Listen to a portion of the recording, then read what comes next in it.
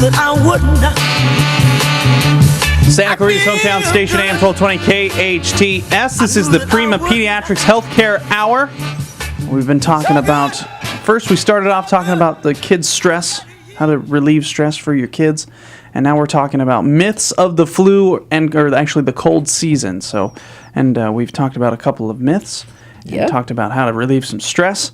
And I have some more. Well, let's talk about this first. PrimaPediatrics.net for more information, or 424-9000 for more information on Prima Pediatrics. And I have Dr. Feldman in studio with me. And another myth here that we have. Yeah. You do not need sunscreen in the winter. That's not true, especially not if you're skiing. If you're skiing, you absolutely have to have sunscreen. If you're anywhere near snow, then you got to have sunscreen on your face. Okay, why is that? Because the snow is just like being in water. It magnifies the sun. Oh. So it's the same thing. You get the reflection in, just like in water. If you're in water, you're going to get a much worse sunburn.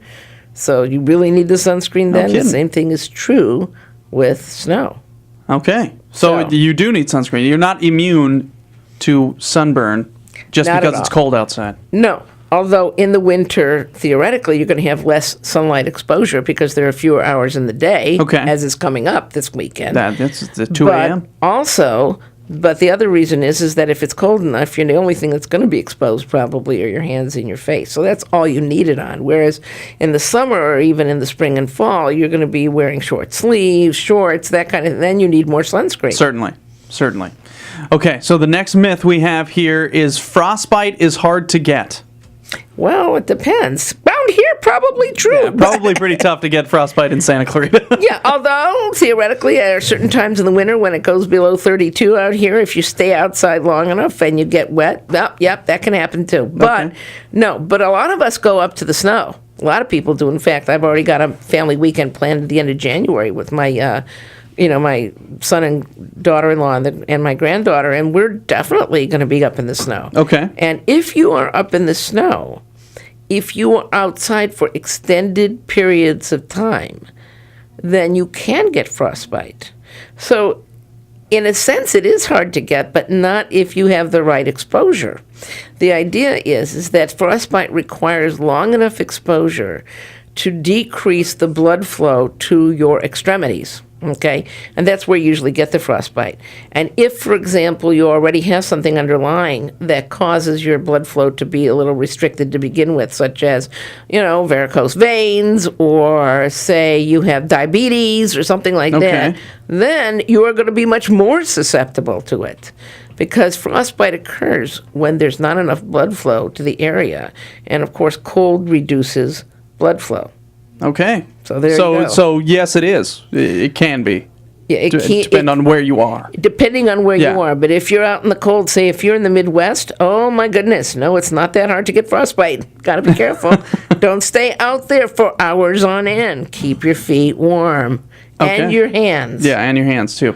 Okay, next myth. Dry skin is just a harmless winter occurrence. Yes and no. Okay. Harmless in the sense that if it's only dry skin, it's itchy and it's annoying.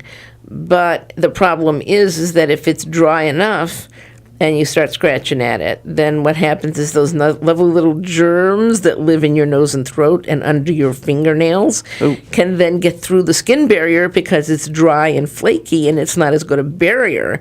And then you end up with skin infections. That's bad. That's not so good. That's not good, yeah. That is not just a common annoyance. Right. It's not harmless. Dry skin is very annoying. And for some people, it can be life-threatening. Those people who, for example, have eczema, for those people, the dry skin is not just an annoyance. It really makes it very, very difficult for them to keep their eczema under control because they start peeling and cracking, and then you've got the whole thing and the bleeding, and then you scratch and it makes the eczema worse. I mean, eczema is nothing more than a condition of the skin that causes it to not have enough moisture. Okay. So that's an issue. Issues. Okay, so there's variables to all of these myths, of course. Of course. Yeah. Okay, so the final myth I have is you can't get allergies in the winter months. Oh, of course, that's not true. But are you likely to get the respiratory allergies that you get in the fall and the spring? No, because in the fall and the spring is when in the spring you've got all the blooming of the plants, and in the fall you've got all the losing of the leaves and that kind of thing, and the winds and the change in temperature that makes it easier for the allergens to get in. Theoretically, around here in the winter, yeah, there's plenty of greenery around. It's less so because we still have our deciduous trees and bushes are still going to go down in the winter.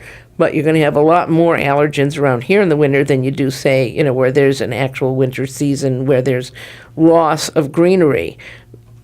But that doesn't mean you're not going to have all the dust mites that are inside your house and all the molds. Yeah. Nope, those are going to stick around. And in some areas, in fact, even here, you put on the heat. Nobody stops to think about how much dust is blowing through that central heating. That's true. The first time you kick on the heater. Here's something you can do for the winter as well as the summer, and that is take cheesecloth. Old-fashioned cheesecloth, the stuff used to strain cheese and make cottage cheese and all that stuff. And there are places you can get it. This is not a thing for Walmart, but I know you can get cheesecloth at Walmart. We used to be able to get it at Woolworth, so it's a W thing. Okay. Anyway, take cheesecloth. Cut it in rectangles slightly larger than your vent. Then you take your vent, clean it off with a nice vinegar solution. You don't need anything fancy. Put the cheesecloth inside your vent. Put the vent back in and screw it in place. It'll hold the cheesecloth right in place. And the cheesecloth will catch all the dust. And there you have it. This has been the Prima Pediatrics Healthcare Hour.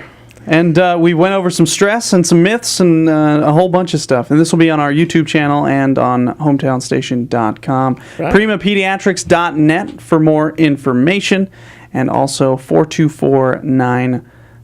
Dr. Feldman, thank you for stopping by. This was a fun show we did today. Absolutely. Yeah. And I think the next one we do, I believe, is just before Christmas. I won't be in on that first Friday of December. I'll be in Israel. Ah, there you go. Okay, so you'll be, you don't want to do it on the phone or? No, we're not going to do that. I could, but it would be an interesting change of time. Yes, yeah, you might have to call in at 2 a.m. or something, or we might have to call in at 2 a.m. Yeah, you know what, we'll push it back a little bit instead. That sounds good. Yeah, we'll just do that. All right. Prima Pediatrics Healthcare Hour on AM 1220 KHTS, primapediatrics.net or 424-9000. Thanks, Dr. Feldman. Welcome.